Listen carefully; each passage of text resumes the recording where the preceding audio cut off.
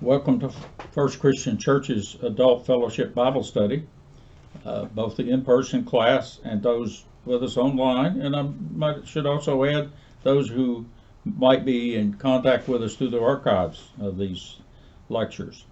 We continue our in-depth study of the Epistle of Hebrews.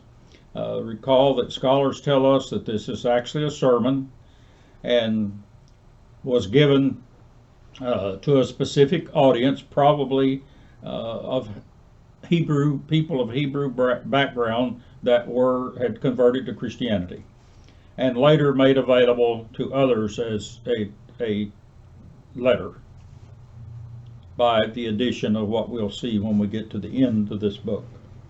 That audience needed to have been very familiar with both the theology in early Christianity and the theology and trappings and protocols of Judaism, which we will clearly see as we study today and have been beginning to see, and we're going to see even more of that.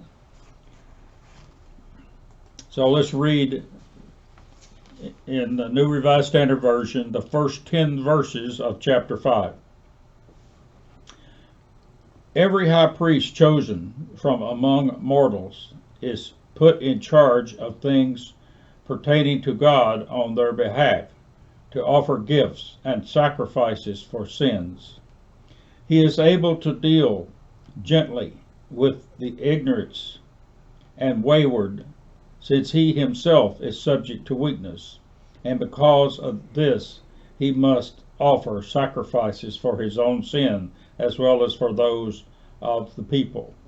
And one does not presume to take this honor, but takes it only when called by God, just as Aaron was. So also Christ did not glorify himself in becoming a high priest, but was appointed by the one who said to him, "You are my son, today I have begotten you." As he says also in another place, "You are a priest forever, according to the order of Melchizedek." In the days of his flesh, Jesus offered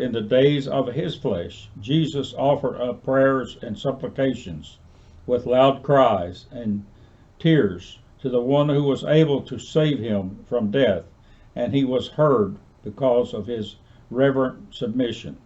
Although he was a son, he learned obedience through what he suffered, and having been made perfect, he became the source of the eternal salvation for all who obeyed him, having been designated by God a high priest according to the order of Melchizedek. This is unlike last time, in which the majority of the focus was on God. This is more in summary, and this is summary material. Is more about Christ, the Son, and the qualification as high priest.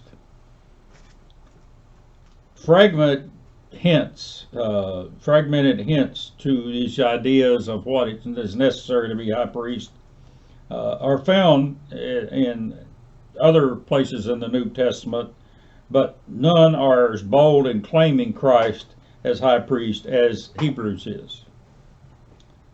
So where does this come from?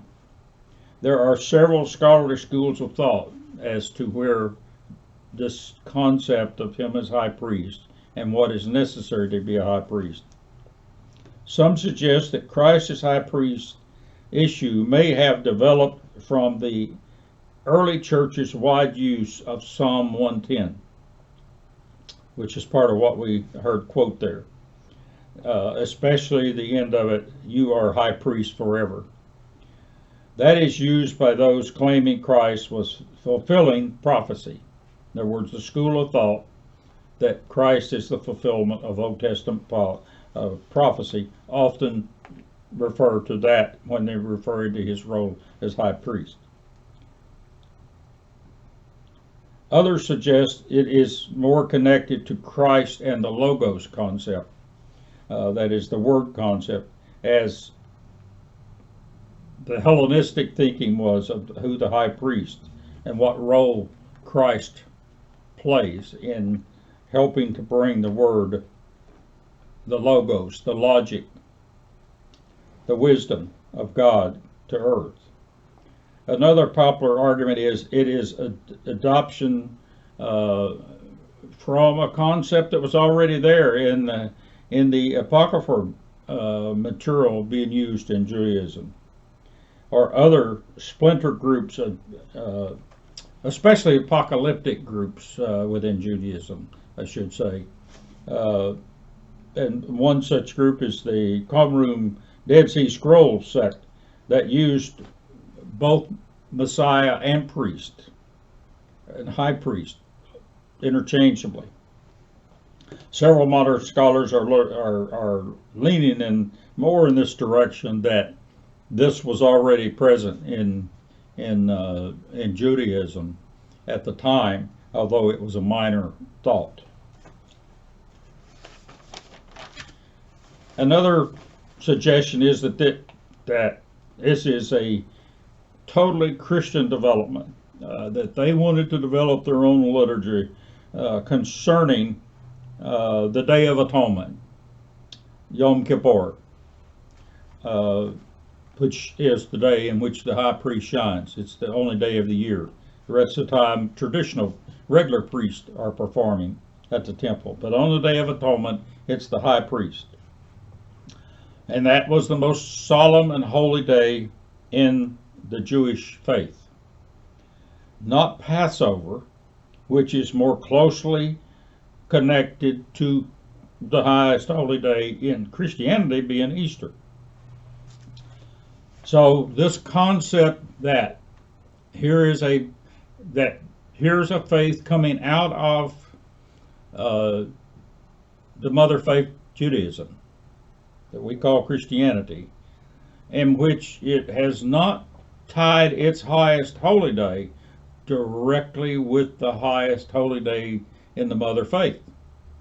And that there's a school of thought that's arguing that yes, that's part of what's going on here with the high priest concept, the high priest role of Christ.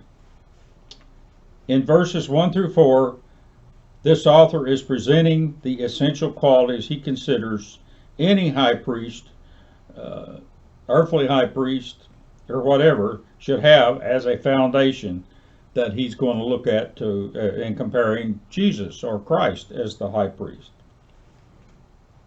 Scholars say you will not find these per se elsewhere in the Bible specifically, but the author is implying they are biblically based qualifications for the job, based on things that we see in the Bible, what he was doing and how he did it, that sort of thing. Whether it's said or not, they're to be understood, is the implied meaning, several scholars point out. A key point is that the high priest must be able to sympathize with the human condition, with what's referred to as human weaknesses. The high priest's basic function is making atonement for human sins of his people. As the intermediary in their concept between God and humankind, he is chosen from among humans to act on their behalf before God, so that in theory they should have chosen a person who has humility, who's been through the ringer, so to speak, and understands what testing should be, and remaining true to your faith under severe conditions. This author of Hebrews makes his point that such high priests are also beset with human weaknesses. Not said here, scholars say, but it would have been immediately front and center in the thought of any Hebrew audience's mind, is this idea that, oh yes, that's why the high priest has to offer and always offers first and foremost a very obvious sin offering to cover himself before he ever deals with the sins of the congregation, because he is himself beset with human weaknesses. The acting in moderation towards sinners, translated here, that you find in some translations, is essentially back there in verse 2, brought up again here in some translations. In Greek, it's found nowhere else in the scripture except here in chapter 5. Dr. Harold Atridge, writing from Notre Dame University, says that the Greek word used here means to moderate emotions. Especially it was used at the time in the Greek language relative to the emotion of anger. So moderation of the emotion of anger. He says it conveys the idea here that the one selected as high priest must be able to moderate his anger towards others' sins and understand them. And part of that, we need to understand the Old Testament concept is that it's only sins of ignorance that are forgivable, that sins of willfully knowing and being aware of it at the time you commit the sin are considered to be, you've abandoned God, you have withdrawn from God, and therefore such were considered to be unforgivable sins. So the priest has to make a judgment call, and it's that idea that we will face also at the judgment time. So our high priest has to make a judgment call. Later, this Hebrew author will make the point that the human high priest is only able to moderate his own anger, while Christ as high priest is actually able to truly sympathize with the sinner. So we'll see that brought up in later chapters. Several scholars add at this point in their commentary that the Old Testament position was that willful sin, being aware of what the violation is and doing it anyway,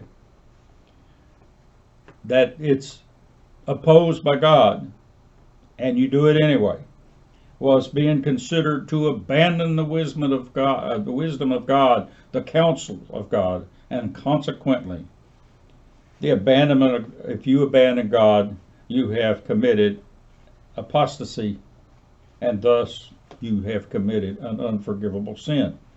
So that concept was there in the Hebrews, and many scholars say that's overriding what's being said here, they understood that. That's front and center in their mindset. We moderns need to realize that on the Day of Atonement in 1st century AD, the two sacrifices made by the high priest were clearly separated and very distinct. No one would have ever they looked for it. These were distinct events and had to be done in the proper order. Otherwise, if the priest did not offer for his own sin and acknowledge his own sin, then it didn't really cover the human, as many scholars say. First, the sins offered to cover the high priest was made prior to and totally separate from the offering made for sins for the people, or sins for the community, if you will. The issue will be explained and take up a big part of chapters 9 and 10 in the book of Hebrews. In verses 5 and 10, Hebrews turns to Christ as the high priest. That's basically the direction he goes in the last 5 verses of what we just read. Using the high priest, using this idea that the high priest is of God, that is, the true high priest, Christ, is of God and from the people, both. He meets both qualifications. And that's a key point of this Hebrew writer's thinking. He starts with the fact that Aaron as high priest was appointed by God, as is Christ. So he and Aaron are coming from a similar background there. Emphasizes that Christ did not glorify himself while here on earth by assuming the role even of high priest. That's why we don't see it discussed much. Only just hinted references to it in the Synoptic Gospels. Instead, God appointed him as high priest based on his qualifications of what he did on the cross and approaching the cross. This idea is not found elsewhere in the New Testament.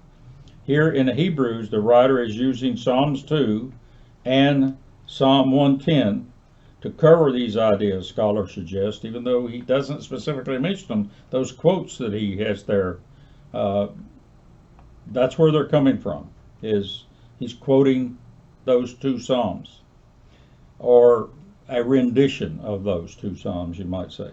However, early scholars say that New Testament writers are actually doing the same in their texts when they quote that God was saying, Jesus, you are my son. That they're essentially quoting the same thing. And this then brings up an argument a lot of times is what is there when we see those quotes in the Synoptic Gospel.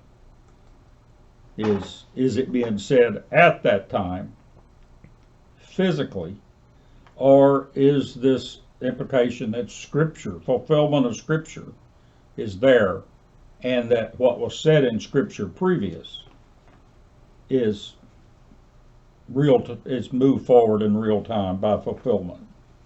And those are subjects can be talked about later and make good discussion topics.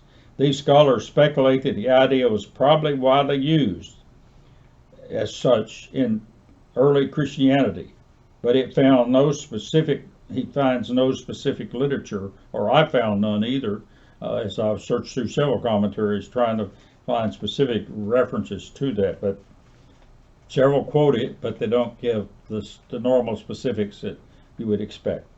Dr. Attridge and Dr. Craddock both say there is evidence that early established Christianity was quoting Psalms 2 verse 7 and 110 verse 4 as defense of the Christology claim, that those two Psalms are referring to what Christ is and what he becomes. The newness here in Hebrews is not the existence of these two, that is, that Christ is high priest, but this allusion to him acting on the Day of Atonement, or Yom Kippur, is what several scholars bring. That we will see later, Hebrews will involve this understanding of the ritualistic sacrifices, what's going on the Day of Atonement, quite a bit, and buried in that concept, as we'll see as we go through here, is the concept that the Christ as high priest, Jesus as high priest, is able now, instead of offering an animal sacrifice on behalf of sins, of community sins, offers himself. The high priest himself is offered. That's buried in this concept that we'll see developed excuse me, in Hebrews, and it's here, but not strongly said, scholars say. These two Psalms were used in early Christianity to join together two important Christology concepts, that you are my son, and you are the priest or high priest forever, which Israel at the time of Psalms interpreted them to be referring to their king. But some sects in later Judaism, including at the time of Christianity, and Christianity very much so at this time was still a sect within Judaism, used them concerning the Messiah. Then in verse 5 through 10 in Hebrews, the author then adds a kicker here that we have to think about, in the order of Melchizedek. So Jesus Christ is a high priest in the order of Melchizedek. This is an Old Testament figure, that is Melchizedek, who united together the office of king, that is the civil office, political office, if you will, and the high priest in himself, in the one person, that is the religious highest individual and the highest civil, all became one, whereas those were traditionally separated. So that's another concept. The joining of the Christ is king and high priest. The superiority of Christ to the whole Levitical priesthood is not said here in Hebrews, but is clearly alluded to, scholars are saying. That idea's defense and explanation of this order of Melchizedek will be fully developed in later chapters, and we'll spend a good bit of time on that concept. Not so much who this guy was, but the concept of one individual, one person, one God figure is that united both offices. Those who study with us a few years ago in the Apocrypha study should connect that the Hasmonean dynasty, which is written about in the books of Maccabees, combined this office of high priest and the political authority. They believe that's the proper way to do it, that was it. So this idea that the religious authority and the king should be one and the same is not so foreign to this Hebrew audience. It's foreign to us, but it's not to them. Since that was only maybe less than 200 years, not much over 200 years before when that was there. In fact, when the Latins took over, the Romans took over, that's part of what they destroyed. And they fought for at least reestablish us a government in which we don't have a Roman as our God, as our religious figure, so to speak. They were able to maintain that. So Herod was king, but they were able to have another individual as the religious high priest. So it had, in Judaism at the time, in the Israel community, they had returned to separating those offices. Also recall that the Dead Sea Scrolls community of Qumran, those of us who we visited the Dead Sea Scrolls traveling museum when it came through Cincinnati, and several of us have read some of the material we picked up there, and it was very clear that these people anticipated a Messiah, two Messiahs. They anticipated a royal military king of the line or house of David, and they expected a priestly Messiah from the house of Aaron. So what the Hebrew author is saying was not so foreign to the people of a Hebrew backgrounds that he would have been talking to, says Dr. Fred Craddock. It's foreign to us, he says, as we have not studied Hebrews as well as, nor the Apocryphas, he said, as well as we should have. The famed late scholar, Scottish biblical scholar F.F. Bruce taught that the Hebrew author is essentially making a point here to a Hebrew community to confront some ideas that they have, not so much as a conceptual scheme, but it's what they already are thinking. There is not two messiahs, is the way Bruce put it, but one who holds both offices of king and high priest, and he has already come. That's the way Bruce, in his writings back in the 40s and early 50s, summarized it. And he was saying this basically prior to well knowing what the discoveries were at Qumran. With that, we'll close, and I hope this gives you some insight that the scholars are providing us for studying here in the middle of the first few chapters in the book of Hebrews, and we'll hope to see you next week.